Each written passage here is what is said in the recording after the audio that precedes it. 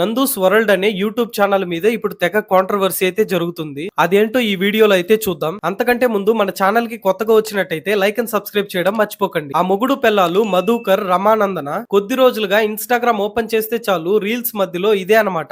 YouTube లో London ముచ్చట్లు చెప్తా, ఫ్యామిలీ వ్లాగ్స్ చేస్తా నందూస్ వరల్డ్ అని ఆ మొగుడు పెళ్ళాలు తెగ ట్రెండ్ అయిపోయిన వాళ్ళు ఉన్నారు కదా, మధుకర్, రమానందన వాళ్ళిద్దరి మీద ఇప్పుడు యుఎస్ఏ వీసాల కోసం ఇప్పుడు డబ్బులన్నీ దోచేస్తారని జనాలు అయితే చెప్తున్నారు. లండన్ లో ఉండే వీళ్ళిద్దరూ నిజంగానే డబ్బులు దోచేశారా, లేదంటే వీళ్ళ మీద కక్ష కట్టి ఎవడైనా కావాలనే గోకుతున్నాడా? అసలు ఆ ఇబ్రహీం పట్నంలో నమోదైన కేసేంటి, బాధ్యతలు ఏం చెప్తున్నారు, నందినక్క ఇచ్చిన క్లారిటీ ఏంటి, ఇప్పుడు చూద్దాం. అసలు మ్యాటర్ లోకి వస్తే ఈ నందూస్ అనే కపుల్స్ ఇద్దరు లండన్ లో ఉంటూ జనాలకి నచ్చిన విధంగా మంచి మంచి వ్లాగ్స్ చేసేవాళ్ళు. అదంతా చూసిన ఇక్కడ జనాలు అబ్బా వీళ్ళ లైఫ్ ఎంత బాగుంది, మనం కూడా లండన్ వెళ్లి సెటిల్ అయిపోదామని అనుకున్నారు. ఇది కనపెట్టి యూకే లో సర్టిఫికేట్ ఆఫ్ స్పాన్సర్షిప్ వీసాలు తీయిస్తామని, వీసాలు రెన్యువల్ చేయిస్తామని జనాల దగ్గర అడ్వాన్స్ కూడా తీసుకున్నారంట. ఈ కథంతా ఎక్కడ తిరిగిందిరా అంటే మన ఎన్టీఆర్ జిల్లా ఇబ్రహీం పట్నంలో మామిళ్లపల్లి శివకుమార్ అనే ఒక అన్న పోయి గట్టిగా పోలీస్ స్టేషన్ కు వెళ్లి కంప్లైంట్ ఇచ్చేశాడు. రమానందన్ అక్క వీసా పేరు మీద చెప్పి ఆ వీసా పేరు చెప్పి అక్షరాల 15 లక్షలు తీసుకున్నారని,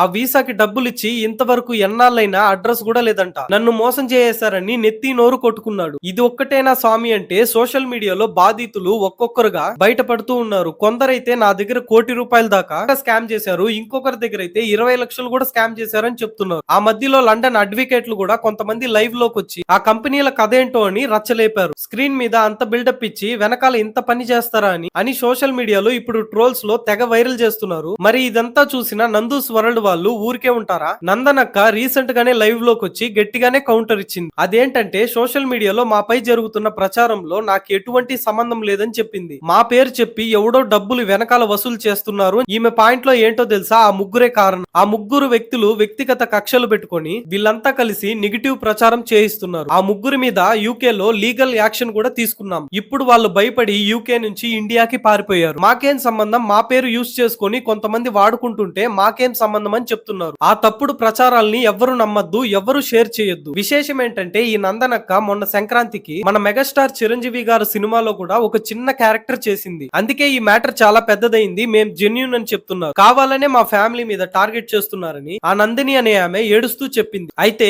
ఇప్పుడున్న లీగల్ సీన్ ఏంటి? ఒక పక్క నష్టపోయిన వాళ్ళు పోలీస్ స్టేషన్ల దగ్గరికి వెళ్లి కేసులు పెడుతున్నారు, ఇంకొక పక్క ఏమో మాకేం సంబంధం లేదు, ఇదంతా ఫేక్ అనే అంటున్నారు. మరి ఏది నిజం? యాక్చువల్ గా పోలీసులు అయితే ఈ కేసును అయితే బుక్ చేసుకున్నారు. ఇప్పుడు ఇన్వెస్టిగేషన్ అయితే నడుస్తుంది. బాధ్యతలు ఎవరైతే ఉన్నారో వాళ్ళు బ్యాంక్ స్టేట్మెంట్లు, వాట్సాప్ చాట్లు చూపిస్తుంటే వీళ్ళు లీగల్ నోటీసులు చూపిస్తున్నారు. లండన్ విషయాల్లో ఇప్పుడు చాలా మోసాలు జరుగుతున్నాయి అనేది మాత్రం ఇది పచ్చి నిజం అన్నమాట. వీసాల పేరు చెప్పి మనందరినీ ఎలా మోసం చేస్తున్నారన్నది మనకందరికీ తెలుసు. కానీ ఇంత పెద్ద సెలబ్రిటీల పేర్లు ఇలా రావడం అనేది ఫ్యాన్స్ కి మాత్రం చాలా బాధ అనమాట.